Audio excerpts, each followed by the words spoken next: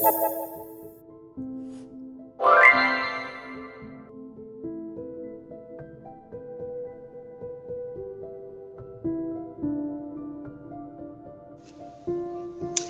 deepest secret is that I grew something like a tail months after my BBL surgery.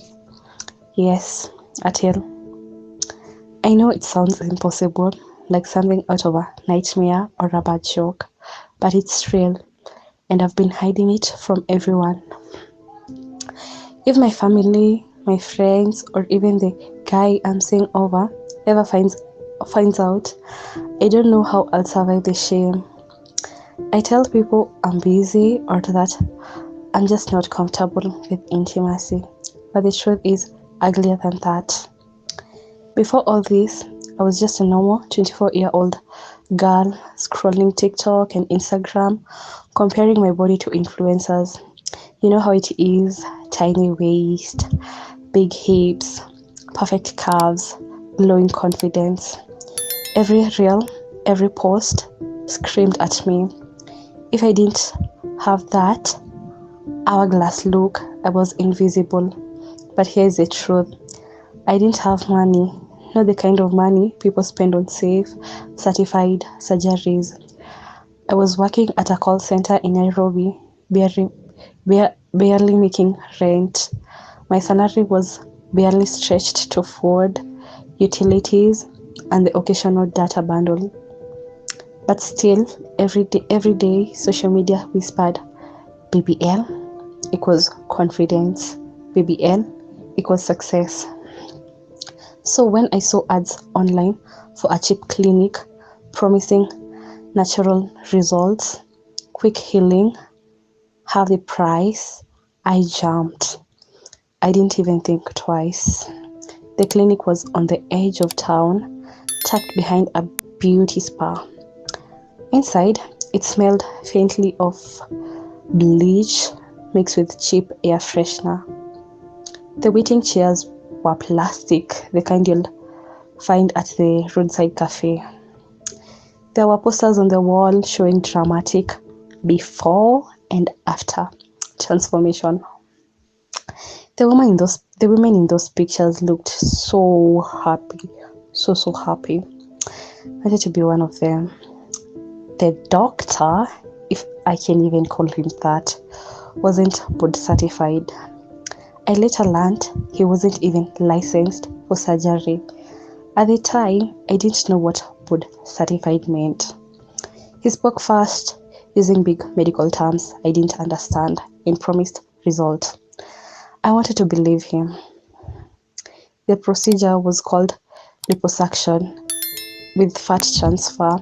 In simple terms, they suck fat out from your stomach and inject it into your butts and hips.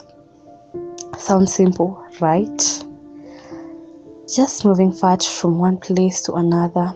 But what no one tells you is that the body doesn't always accept that fat.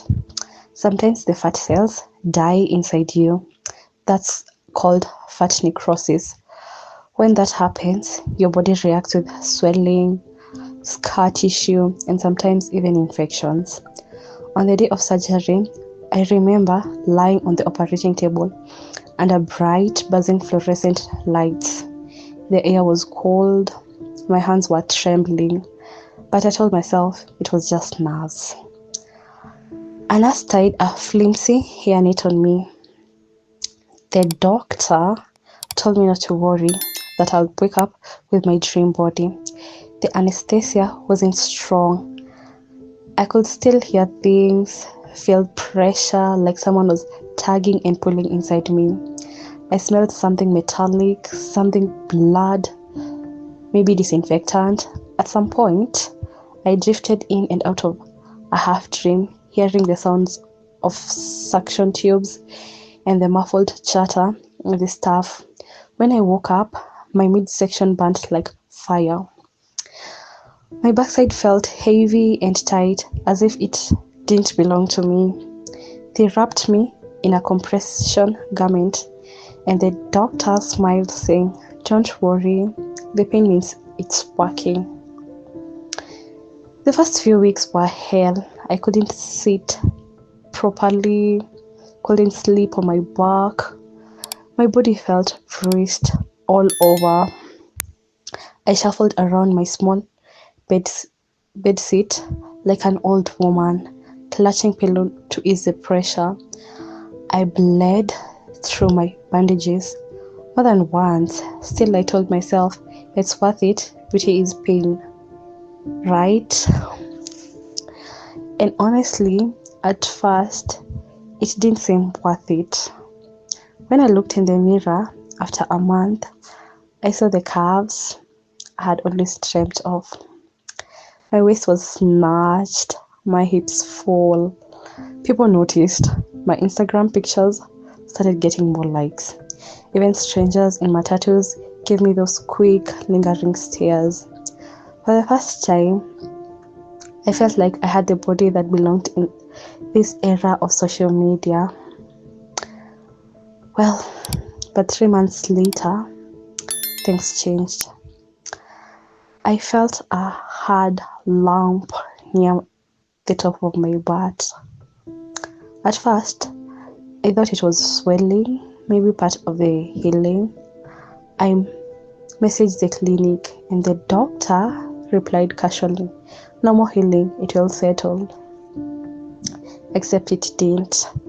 The lump grew bigger, harder.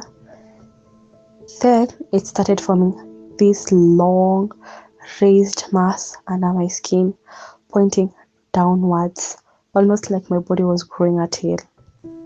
I panicked. I started googling symptoms late at night. With my phone brightness turned low, I found terrifying words like lipodystrophy and fat redistribute unevenly, leaving lumps and bulges. I read about fibrosis, scar tissue forming when fat cells died. To put it simply, my body was rejecting the fat. Instead of staying soft and even, it hardened, twisted, and created this weird extension of tissue that looked and felt like a tail under my skin. I couldn't tell anyone. How could I? I started wearing baggy hoodies and loose skirts. I avoided hugs, avoided intimacy. I made excuses for everything. Imagine trying to explain to someone why you have a tail like bump growing out of you. It made me paranoid. Every time I sat down, I was scared people could see the outline through my clothes. I avoided swimming. I stopped going out with friends. I lied about having back problems so no one would question why I moved awkwardly. Then came the night that broke me. I was at a party trying to act normal, dancing carefully in my baggy jeans. A friend slapped me playfully on the butt. I froze because she felt it. The hard, tail-like thing under the denim. She laughed and said, "Girl, what's that? A weird scar?" Everyone chuckled. My ears burnt, my heart dropped. I brushed it off with a smile, but inside, I wanted the ground to swallow me whole. After that, I knew I couldn't hide forever. And worse, I couldn't afford corrective surgery. Safe hospitals quoted me amount that looked like another country's currency. Impossible for me. Denial ended that night. I had to face it. I chose the cheap option. I ignored the risk. I gambled with my body, and I was living with the consequences. No amount of filters, poses, or caption could cover this up. Eventually, I scrapped together enough for a consultation with a real doctor. This one was different, calm, professional, and honest. He examined me carefully, then explained in simple terms. The tail wasn't an actual tail. It was a mix of fat, necrosis, fibrotic tissue, and an even fat deposit from the unsafe surgery. My body was reacting to the poor technique and lack of proper aftercare. Correction was possible, but it would take multiple surgeries, and even then, there will be scars. I cried right there in his office, not just from the fear, but from the shame for risking everything just to look like someone else, for letting social media make me believe my natural body wasn't enough. But I also started therapy because this wasn't just about my body, it was about my mind.